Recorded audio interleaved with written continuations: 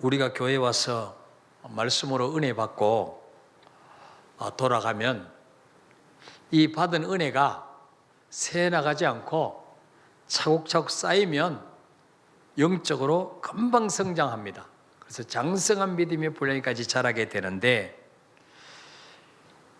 이게 낮 예배 때 은혜 받고 집에 가면 문 앞에 마귀가 딱 기다리고 있다가 별것 아닌 가지고 부부간에 다투면서 은혜 받은 거 다 쏟아버리게 만들고, 그 은혜 받고 집에 돌아가면 애가 또 컴퓨터 앞에 앉아서 계속 게임하고 앉았으니까 또 열받아가지고 또 한바탕 하고 하면 또 은혜 받은 거 다 새나가 버리고, 이렇게 마귀는 우리가 은혜 받은 꼴을 못 봐요. 그래서 자꾸 우리 믿음을 뺏어가려고 하고 기쁨을 뺏어가려고 그러고 구원의 감격을 뺏어가려고 그래요. 심지어는 집까지 가기도 전에도 예배 마치고 식당 가서 시험 들기도 하고, 국수 먹다가 시험 들기도 하고, 또 주차장에서 둘이 부부가 차 타고 가면서 또 싸워. 그래서 이 은혜를 유지하는 게 쉬운 게 아니에요. 그래서 은혜 충만히 받았다가도 또 공예배 좀 빠지고 기도 자리에 빠지고 하나님과 교제가 식어지면 언제 그러냐는 뜻이 또 기쁨을 잃어버리고 믿음 다 무너져버리고 식어버리는 경우를 보게 됩니다. 그래서 우리가 받은 은혜와 기쁨, 감사가 새어 나가게 하는 영혼의 구멍이 뭔지를 우리가 알아야 된다 그랬죠. 지난 주일에 7가지 쭉 정리를 했습니다. 그 7가지 우리가 받은 은혜, 기쁨, 구원의 감격이 새나가게 만드는 구멍이 7가지 종교가 있는데, 그 우리 성도 중에 7가지 구멍 중에서 구멍이 하나도 없는 사람이 없어요. 다 한 가지 이상은 있어요. 은혜 새나가게 만드는 구멍이. 또 7가지 구멍이 모두 다 심각한 사람도 없어요. 일반적으로 심각한 수준의 구멍이 한두 가지, 보통 수준의 구멍이 두세 가지 가지고 있다 그래요. 이것을 하나씩 해결해 가면 믿음이 제자리 걸음하지 않고 은혜 이제 점점 믿음이 성장하게 되고, 그러면 삶의 만족도가 점점 높아지게 되는 거예요. 그래서 우리가 7가지 우리 마음의 기쁨 또 받은 은혜를 새나가게 만드는 구멍이 있는데, 이 구멍을 어떻게 막을 것이냐, 거기에 대해서 오늘 생각하고자 합니다. 영혼의 구멍을 막기 위한 첫 번째 단계가 뭐냐? 가장 큰 구멍을 찾는 거예요. 가장 큰 구멍. 여러분, 항아리에 몇 군데 구멍이 나서 그쪽으로 물을 담아놓으면 다 새나가 버린단 말이에요. 그러면 여러 개의 구멍이 있다면 가장 큰 구멍부터 찾아서 메꿔야 돼요. 가장 큰 구멍. 그것만 메꿔 놓으면은 그래도 작은 구멍으로 새 나가는 거는 큰 영향을 적게 받죠. 영혼의 구멍을 메우는 것도 같습니다. 가장 큰 구멍만 메워도 한없이 새 나가는 하나님의 은혜를 어느 정도 유지할 수가 있는 것입니다. 그러면 내 영혼의 7가지 그 은혜가 빠져나가는 구멍 중에서 가장 큰 구멍이 뭔지 어떻게 찾느냐? 가장 큰 구멍이 내가 무엇 때문에 넘어지느냐, 또 내가 얼마나 자주 넘어지느냐, 또 그 강도가 얼마나 크냐, 이게 가장 큰 구멍이에요. 가장 큰 구멍. 고통받는 사건의 빈도와 강도를 확인하면 쉽게 찾을 수 있다는 거죠. 내가 자주 경험하면서도 가장 고통스러운 것, 가장 나를 힘들게 하고, 또 한번 넘어지면 일어나는데 가장 오랜 시간을 걸리게 만드는, 이게 가장 큰 구멍이라고. 그것이 여러분, 부부간에 문제가 오죠. 별것 아닌 거 가지고 사소한 다툼을 합니다. 또 자녀와도 늘 이렇게 문제가 와요. 충돌이 옵니다. 또 교회 나면 성도끼리, 또 목장 식구끼리, 전도회 같은 전도회원끼리 문제가 와요. 그럴 때 여러분이 늘 넘어지지 말고, 늘 상처받지 말고, 내가 어떤 문제에 자주 걸려 넘어지는가, 이거를 점검을 해봐야 돼요. 예. 어떤 상대방의 폭언, 또 직장에서 과도한 업무 스트레스, 뭐 또 교회에서 수행해야 되는 그런 많은 직분들, 예. 어떤 문제에 내가 자주 상처받는가, 이거를 잘 점검해 봐야 돼요. 예. 그래서 나를 가장 힘들게 하는 부분, 그 구멍을 막아야 됩니다. 그 구멍. 예. 또 반복적으로 짓는 죄가 없는가? 예. 내가 어떤 문제 때문에 자주 넘어지는가? 어떤 문제 때문에 자주 시험 드는가? 어떤 문제가 나에게 기쁨을 뺏어가고 하나님과 멀어지게 만드는가? 예. 나를 자주 넘어지게 만드는 것. 또 한 번 넘어지면 그 강도가 큰 것. 이게 뭡니까? 가장 큰 구멍이에요. 이걸 먼저 막아야 돼요. 두 번째는 영혼 구멍의 패턴을 파악해야 돼요. 패턴. 내가 어떤 문제 때문에 넘어졌다. 내가 어떤 문제 때문에 상처받았다. 내가 어떤 문제 때문에 기쁨을 잃어버렸다. 은혜를 다 쏟아버렸다. 그러면 그 사건이 발생하기 직전의 상황, 또 그 사건이 일어났을 때 내 감정, 내 생각이 어떤 상태에 있는가, 또 그 사건이 일어날 때 상대방이 내게 대하는 언행, 행동이나 말이 어떤 유형의 말이 오고 행동을 했는가, 그리고 그 사건 직후의 반응, 그 사건 이후에 내게서 일어나는 반응, 또 상대방에서 일어나는 반응, 이것이 반복되는 것, 이것이 반복되는 것을 잘 점검해 봐야 된다는 거예요. 예. 전에는 내가 어떤 상황에서 넘어지는지 알지도 못하는 순간에 당했기 때문에 반복될 수밖에 없었어요. 근데 이거를 잘 분석해서 패턴을 잘 찾으면 사건 전후를 예상할 수가 있어요. 예.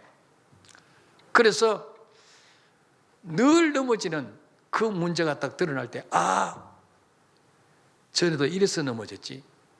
전에도 이것 때문에 대판 부부싸움 했지. 전에 이것 때문에 자식하고 안 좋은 소리가 오갔지. 예. 계속 여러분 걸려 넘어지는 것들이 거의 늘 그거예요. 그 패턴을 분석을 해야 돼요. 분석. 그래서 더 이상 반복하면 안 돼요. 넘어지면 안 되죠. 예.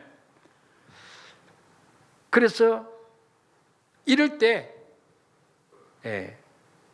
자기 마음, 상대방의 말과 행동을 예측 가능하게 만들어야 돼요. 이럴 때 내가 이렇게 반응하면 저 사람이 저렇게 반응했지. 그래서 싸움이 벌어졌지. 그래서 시험에 들었지. 예. 그거를 잘 분석을 하셔야 돼요. 이거를 아무 생각 없이 살면 계속 그 문제 때문에 걸려는 거죠. 계속 그 문제 때문에. 예. 그 믿음이 성장할 수가 없죠. 예. 그 다음에는 이 내 영혼의 구멍을 나게 만드는 그 패턴을 파악했으면 이거를 방어를 해야 돼. 방어. 뭘로 방어해야 돼? 하나님 말씀으로 방어해야 돼. 말씀. 여기에 합당한 말씀이 뭔가, 이거를 찾아내 가지고 상대방과 상대방의 언행, 또 그때 내가 받는 스트레스, 또 감정, 이후에 일어나는 반응, 이런 것들을 생각하면서 내가 여기에 이번에는 지면 안 되지, 여기에 내가 쏘고 넘어가면 안 되지, 이걸 이겨내야지. 그럼 여기에 필요한 말씀이 뭘까? 이 내 영혼에 구멍을 나게 만드는 그것과 관련된 성구를 찾아야 돼요. 성구를. 예?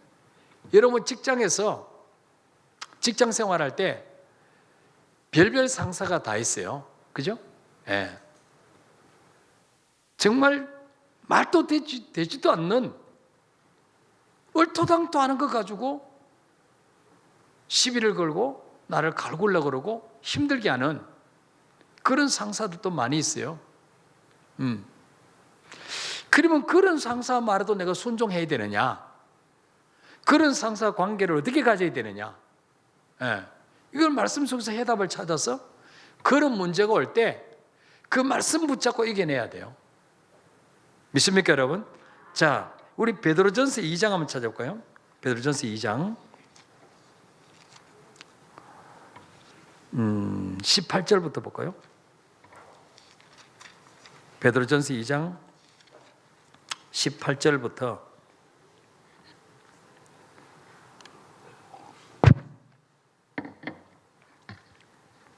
23절까지 읽읍시다. 시작. 사환들아, 범사에 두려워함으로 주인들에게 순종하되 선하고 관용하는 자들에게만 아니라 또한 까다로운 자들에게도 그리하라.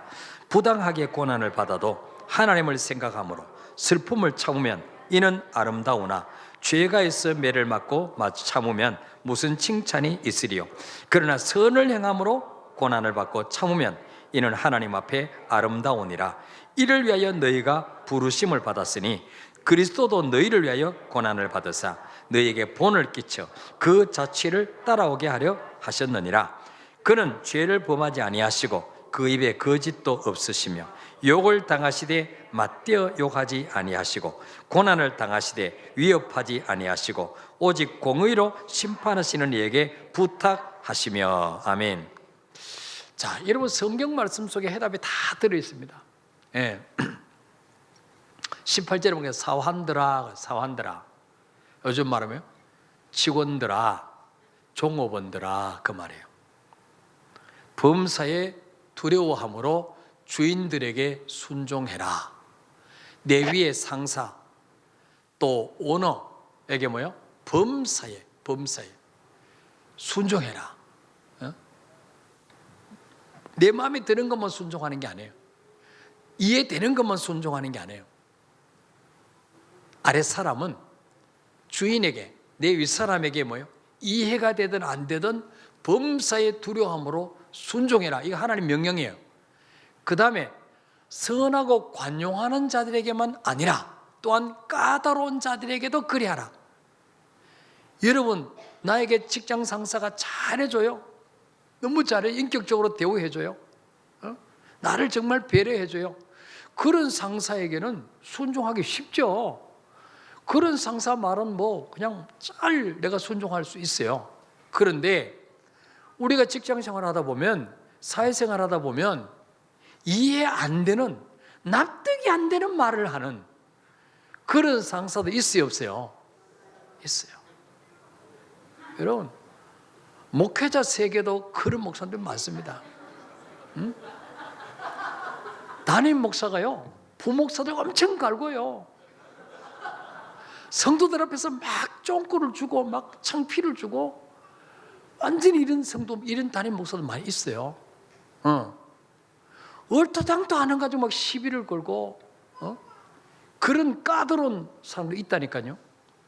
근데 그러면 그런 까다로운 사람, 납득이 안 되는 것을 지시하는 그 상사에게도 순종해야 돼요, 안 해야 돼요? 해야 돼요, 안 해야 돼요? 좀 떫죠? 대답하기가. 사실 성질 같으면 하기 싫죠. 안 해야 되죠. 근데 하나님 명령은 뭐냐? 선하고 관용하는 자들에게만 아니라 까다로운 자들에게도 순종하라는 거예요. 왜? 그 사람을 너 위에 세운 분이 하나님이란 거예요. 네가 그 직장에 들어가게 하신 것도 하나님이란 거예요. 예. 그 사람보다 네가 더 능력이 있으면 너를 그 사람보다 위에 세울 텐데, 너 보기에는 그 사람이 너보다 인격도 모자라고 부당한 것처럼 보이고 납득이 안 되는 명령을 하는 것처럼 보이지만 하나님이 세웠기 때문에 너는 그 사람 말에 순종해라는 거예요. 아시겠습니까? 예. 까다로운 자들에게도 그리하라.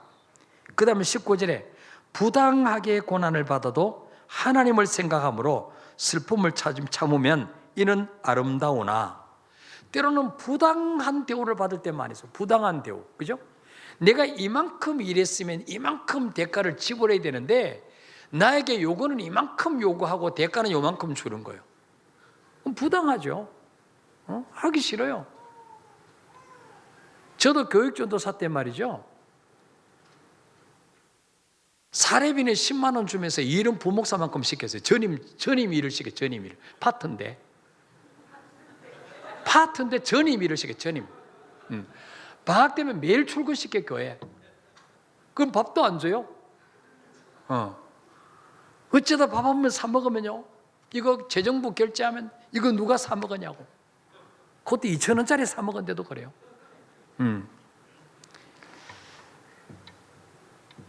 교육전사 보고 말이죠, 뭐 수협에 설교시키고, 구역 댕기면서 구역 예배 인도하고, 교인 돌아가시면 학교도 가지 말고 담임 목사님 따라서 책가방 들고 산소까지 따라가고, 새벽 기도 나오면요, 모든 성도 다 갈 때까지 가지 말고 기도하래, 앉아서. 그것도 살살 기도만 안 돼, 고래고래 소리 지르면서 기도해. 근데 좀 빨리빨리 기도하고 가면 얼마나 좋아요. 특히 연세 많은 권사님들, 집에 가봤자 할 일도 없고 밥도 안 하고 며느리 다 해놓고 마냥 퍼지고 앉아있어요. 열심히 기도하면 괜찮아. 또 졸다가 한참 졸다가 주여 하고는 또 앉아있어요. 학교 갈 때는 됐는데 권사님 안 가고 있어요. 그때부터 주여 저 권사님 빨리 가게 주옵소서. 그런 기도를 하는 거예요. 4년 동안 그 교회에 있었는데요, 한 번도 사례 안 올려줬어요. 계속 10만 원. 그 10만 원 가지고 연탄 샀대고 11조 만원 하고 주일연금하고 할부 추석 책값 5,000원씩 매달 나가고 학교 갈 때 버스비 하고, 그러면 남는 게 없어요. 반찬 사 먹을 돈이 없어요. 근데 같이 있던 전도사님은요, 다른 교회로 갔어요. 1년 있다가. 거기는 15만 원 준대. 나는 10만 원 받는데. 그래가지고 안 되겠더라고. 한 3년째 돼가지고 나도 옮겨야 되겠다. 그리고 부산에 15만 원 주는 교회가 있다 그래가지고 이력서를 냈는데, 그 교회 담임 목사님, 우리 담임 목사님 전화가 왔어요. 이래가 목양실에 불려가지고 혼났어요. 그 교회 이력서 냈냐고. 냈다 그랬더니 왜 냈냐고, 네 맘대로 냈냐고. 그러니까 또 못 갔어요. 또 붙잡혀 있었어요. 4년 동안 한 교회 교육전사에 있었는데, 거기서 말이죠, 제가 주보 작성 다 하고, 하여튼 철학에 때 찬송인도 하고, 부흥회 하면 계속 찬송인도 하고 통성기도인도 하고 이랬는데, 4년 훈련을 받다 보니까요, 이제는 내가 단독 목회를 해도 할 수 있을 것 같더라고. 그래서 거기서 이제 신학대학원을 오는데, 이제 이쪽으로 대학원 와야 되는데, 여러분 서울로 임지를 옮기면 방도 얻어야 되고, 아니면 대구에서 다니려면 기차 타고 열차 타고 매일 왔다 갔다 해야 돼. 통학해야 돼, 매주마다. 그것도 보통 피곤한 게 아니에요. 그래서 기도했습니다. 하나님, 4년 동안 여기서 일했으니까 이제 하나님, 사택 얻을 돈도 없습니다. 근데 담임으로 가면 사택이 있으니까 학교 가까이 있는 담임 전도사로 갈 수 있는 길을 열어달라고 기도했어요. 그랬더니 하나님이 학동교회로 이렇게, 학동교회, 허응무 집사님과 김순인 권사님이 사는 저 학동교회로. 그때 허응범 집사님이 초등학교 한 3학년인가 4학년 됐어요. 어쨌든 사택이 있어요. 사택이 반값이 안 들죠. 거기서 양지까지 버스 타면 얼마 안 걸려요. 그래서 주일 저녁 예배까지 설교하고 월요일 새벽기도 인도하고 버스 타고 양지 가서 공부하고, 수요일 날 오후에 또 수업 마치고 와서 또 수요예배 인도하고, 목요일 새벽기도 마치고 또 버스 타고 양지 가서 공부하고, 금요일까지 수업 마치고 또 와서 주일 지내고, 이런 식으로 했어요.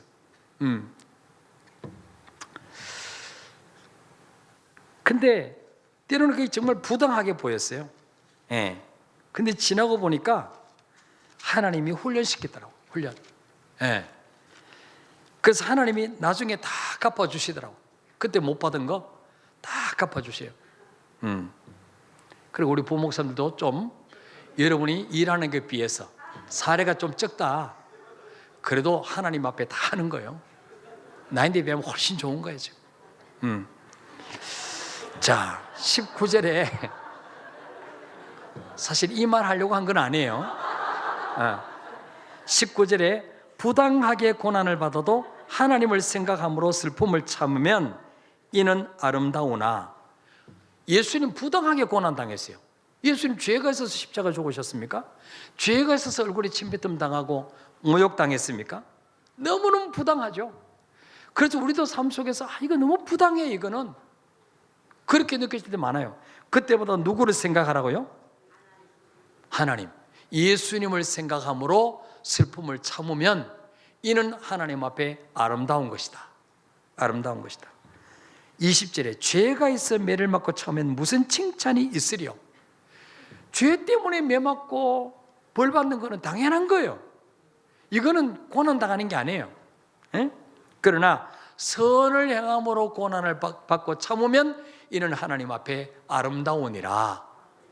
선을 행함으로 고난받고 참으면 하나님 앞에 아름다운 것이라고 했어요. 21절에 이를 위하여 너희가 부르심을 받았으니. 이를 위하여, 뭘 위해서 부르심을 받았다고요? 선을 행함으로 고난받고, 선을 행함으로 고난받고 참으라고 우리를 부르셨다는 거예요. 믿습니까 여러분? 네. 부당하게 고난받아도 하나님을 생각으로 함으로 슬픔을 참으라고 우리를 부르셨다는 거예요. 네. 이를 위하여 너희가 부르심을 받았나니 그리스도도 너희를 위하여 고난을 받으사 너희에게 본을 끼쳐 그 자취를 따라오게 하려 하셨느니라. 그는 죄를 범하지 아니하시고 그 입에 거짓도 없으시며 욕을 당하시되 맞대어 욕하지 아니하시고 고난을 당하시되 위협하지 아니하시고 오직 공의로 공평하고 의로우심으로 심판하시는 하나님께 부탁하셨다. 예수님은 욕을 당할 때 자기도 맞대어 욕하지 않았다는 거예요. 이거 우리가 여러분 사회생활하면서 배워야 되는 거예요. 누가 나를 욕하고 다니고 흉보고 다니고 씹고 다니고 나도 그러면 안 되는 거죠. 예수님은 그렇게 안 하셨다는 거예요. 또 예수님은 고난을 당하되 위협하지 않았다. 내가 막 그 사람 나를 갈구고 힘들게 할 때 너 두고 봐, 장차 나도 너를 괴롭힐 거야, 이렇게 위협하지 않았다는 거죠. 내가 때가 되면 언젠가 내가 복수할 거야, 이렇게 이를 갈면서 참은 게 아니라는 거죠. 오직 공의로 심판하시는 이에게 부탁하셨다는 거예요. 여러분, 하나님 살아계십니다. 그죠? 우리가 지금 억울하게 당하는 거, 부당한 대우를 받는 거, 정말 까다롭고 그런 상사에게 시달리는 거 다 보고 계세요. 그거 다 우리를 훈련시키는 거, 우리 훈련시키는 거예요. 그래서 그 과정을 말이죠, 잘 이겨내야 됩니다. 그래서 여러분 직장 생활에서 동료 간이나 상사에게 스트레스를 받고 부당하게 대우를 받고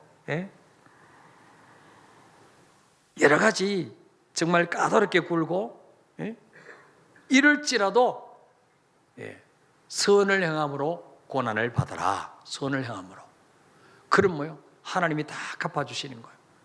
제가 늘 이야기했죠. 직장에서 200만 원 월급을 받으면 나는 얼마치 일을 해주라 그랬어요. 300만 원 이상 일을 해주라는 거예요. 아, 나는 200만 원 월급 받으니까 200만 원치만 딱 하고 갈 거야. 그러면 그 사람 평생 200만 원짜리 인생이야. 더 이상 하나님이 복을 주실 수가 없어요. 제가 그때 교육전도사이기 때문에 나는 교육전도사 일만 할 거야. 토요일 날 출근해서 주일만 설교하고 갈 거야. 그랬으면 더 이상 성장할 수 없다. 그래서 뭡니까? 부당한 대우를 받아도 뭐요? 하나님이 다 보고 계시기 때문에 하나님이 갚아주신다는, 하나님이. 그 직장 상사가 갚아주지 않으면 하나님이 갚아주신다. 이걸 꼭 믿으시길 바랍니다. 이렇게 생각하면 우리가 직장 생활하는 건데 부당한 대우를 받고 까다로운 상사를 만나도 스트레스 받을 일 있나 없나요? 없어요. 없어요. 이 말씀 붙잡고 기도하는 거예요. 네. 자, 그 다음에 가정에서 부부간에 자녀들이 스트레스 받고 힘들게 할 때가 있어요. 아주 성질나게 할 때가 있어요. 막 성질을 돋굴 때가 있어요. 그때 물 한 잔 딱 먹고 일단 물 한 잔 딱 먹고, 성질 먼저 내면 안 되고 물 한 잔을 딱 먹고 깔아치고 그 다음에 잠언 16장을 찾아야 돼요. 잠언 16장. 자, 빨리 찾아봐요. 잠언 16장. 자주 성질나는 사람은 찾을 시간이 없으니까 아예 적어놔. 그때마다 휴대폰 딱 꺼내서 봐. 외우면 더 좋고. 자, 잠언 16장 32절 929페이지 시작. 자기의 마음을 다스리는 자는 성을 빼앗는 자보다 나으니라. 아멘. 성질이 막 확 올라오려고 할 때마다 노하기를 더디하는 자는 용사보다 낫다. 여러분, 노하는 거고 용사하고 무슨 상관이 있어요? 왜 노하기를 더디하는 자가 용사보다 낫다 그랬어요? 용사가 뭐예요? 용사가 전쟁에 나가서 싸우는 군인이에요. 노하기를 더디하는 자는 전쟁에 나가서 싸워서 이기는 용사보다 더 낫다, 더 훌륭하다는 거예요. 무슨 말입니까? 노하기를 더디하려면 어떻게 해야 돼요? 싸워야 되죠. 누가 싸워야 돼요? 자신과 싸워야 돼요. 자신과 싸워서 이겨야 용사예요. 용사. 아시겠습니까? 네. 그래서 제자대학 할 때 제가 늘 그러죠. 자신과 많이 싸우는 사람은 남과 싸우지 않는다. 자신과 싸우지 않는 사람은 남과 많이 싸운다. 이 수준 높은 말을 이해하시겠습니까? 응? 자신과 많이 싸우는 사람은 남과 싸우지 않아요. 내 자신과 싸워서 누구를 때려버려요. 근데 자신과 싸울 생각 안 하면 사사건건 남하고 싸워. 그냥 남하고 많이 싸우는 사람은 자신과 안 싸우는 사람이야. 아시겠습니까? 노하기를 더디하는 자는 용사보다 낫고 자기 마음을 다스리는 자는 성을 빼앗는 자보다 나으니라. 여러분, 큰 성을 빼앗아 보세요. 얼마나 기쁘겠어요? 얼마나 부자 되겠어요? 근데 자기 마음을 다스리는 자는 성을 빼앗는 보다 더 기쁘다는 거예요. 우선은 참기 힘들지만은 자기 마음을 잘 다스려서 그 분노를 깔아치고 나면요, 너무 기쁜 거예요. 아, 내가 참기를 잘했구나. 내가 성질 나는 대로 해붙였으면 마누라 삐져가지고 그 다음부터 밥도 안 해줄 거고, 애들대로 삐져갖고 방문 착 열고 들어가서 나오지도 않을 것이고, 집안이 완전히 그냥 한냉전선이 그냥 흐르겠죠. 아주 냉랭한. 그래서 이런 정말 이 나라하여금 자꾸 성질나게 만드는 이런 환경 문제 만날 때마다 잠언 16장 32절 이 말씀을 늘 묵상하시고 암송하시고 입으로 자꾸 선포하시길 바랍니다. 노하기를 더디하는 자는 용사보다 낫다. 나는 용사다. 나는 나하고 싸워서 이기리라. 자기 마음을 다스린 자는 성을 빼앗는 보다 나으니라. 다스리자. 그래서 이 다스려야 돼. 아시겠습니까? 잠언 14장 한 장 넘어갔어요? 14장 29절 30절 7사 시작. 노하기를 더디하는 자는 크게 명철하여도 마음이 조급한 자는 어리석음을 나타내느니라. 평온한 마음은 육신의 생명이나 시기는 뼈를 썩게 하느니라. 아멘. 노하기를 더디하는 자는 크게 명철하여도, 진짜 똑똑하고 지혜로운 사람은요, 자기 감정을 다스릴 줄 아는 거예요. 노하기를 더디하는 자는 크게 명철하여도 마음이 조급한 자는 어리석음을 나타내느니라. 우선 마음이 조급해서 다 해보치고 나면 나중에 그 사람 이야기를 자세히 들어보면, 아, 내가 오해를 했구나, 그게 아니었는데 내가 다 끝까지 들어보고 썩낼 걸. 그죠? 얼마나 무한합니까? 에? 얼마나 이게 내가 참 모자라는구나, 이 생각나지 않습니까? 예. 그래서 마음이 조급하면 안 돼요. 예. 마음이 조급한 자는 어리석음을 나타낸다. 또 뭐요? 평온한 마음은 육신의 생명이나 시기는 뼈를 썩게 하느니라.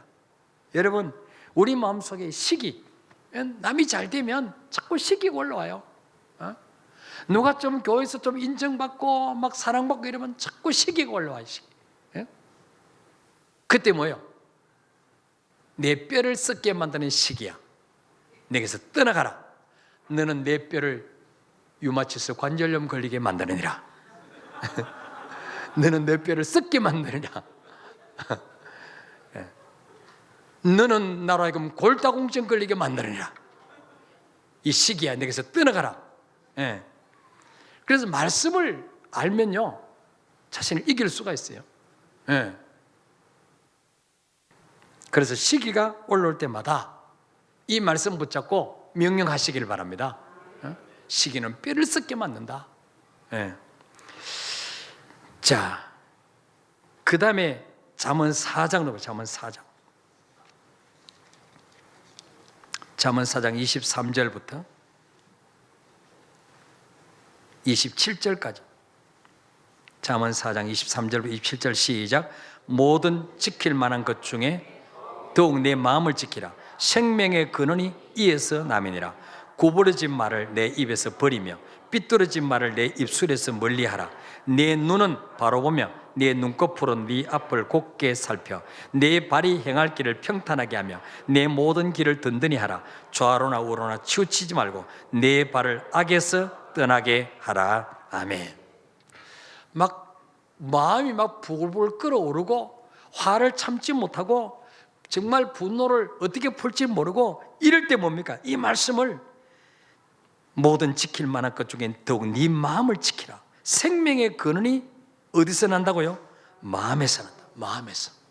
마음 한 번 잘못 먹으면요, 스스로 목숨을 끊기도 하고, 마음 한 번 잘못 먹으면 사람을 죽이기도 하고. 생명의 근원이 마음에서 난다는 거예요. 응? 마음을 잘 지켜라. 따라서 마음을 잘 지키자. 그래서 여러분, 속에서 막 올라올 때마다 마음을 잘 지키자. 마음을. 마음을. 그리고 뭐요? 이 마음이 삐뚤어지면 뭐요? 입에서 뭐요? 험한 말이 나오는 거. 구부러진 말, 더러운 말, 욕설, 이런 게 막 나오는 거예요. 구부러진 말을 네 입에서 버리며 삐뚤어진 말, 거짓말, 상처 주는 말, 이런 거는 네 입에서 멀리하라. 이게 좀 마음에서 나와요. 마음이 꼬여 있으면 입에서 욕설이 나오고, 남에게 상처 주는 말이 나오고, 비웃는 말이 나오고, 저주하는 말이 나오고, 이렇게 되는 거죠. 또 뭐요? 이 마음이 삐뚤어지면 입에서 험한 말이 나오고, 그 다음 눈은 어떻게 돼요? 꼴쳐보게 되지.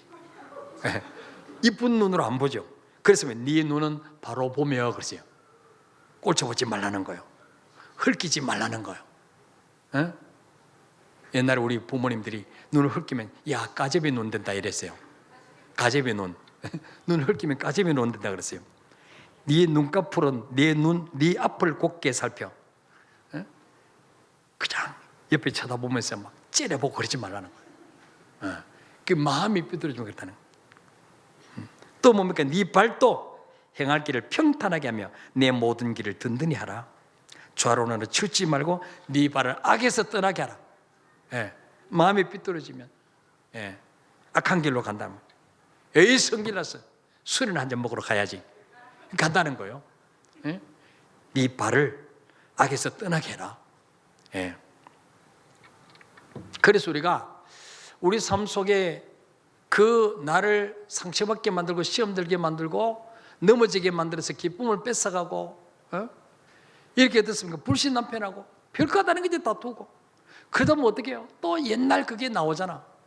옛날 그게 나와서 막 같이 욕하고 막 이러다 보면 또 남편이 야 네가 집사냐? 교회는 잘 간다. 그러면서 그럼 또 성질 나가지고 그래 나 교회 안 나가면 될 거 아니야? 그게 마귀가 노리는 거예요. 그 말 하도록 마귀가 계속 열받게 만드는 거예요. 그럼 그래 너지는 다음 주부터 나가는 거 봐라 너. 나가지만 너 안 나간다 그랬지? 거기에 묶여가 자기 말에 자기가 묶여서 못 나오는 거예요. 마귀가 기립박수를 쳐 잘한다. 그거 노리는 거예요. 그거 노리고 우리를 하여금 열받게 만드는 거예요. 그래서 여러분 이런 것들을 말씀으로 내 영혼의 구멍 어떨 때 내가 넘어지느냐, 어떨 때 상처받게 만드느냐, 어떨 때 기쁨을 뺏어가느냐, 이걸 패턴을 잘 파악해서 그런 환경이 그런 기류가 딱 올 때 거기서 딱 중단해야 돼요. 계속하면 또 반복해서 넘어지는 거예요. 그리고 그때 뭐예요? 말씀을 붙자. 말씀. 그게 필요한 말씀을 암송하고 말씀을 들이대고 사탄을 명령하고 그래서 이걸 하나하나 반복하다 보면 우리 믿음이 욥기 23장 10절 말씀처럼 그죠? 예. 하나님께서 우리 믿음을 정금같이 훈련시켜서 성장하게 만들어 주실 줄 믿습니다. 예. 자, 우리 찬송가 405장 부르고 기도합니다.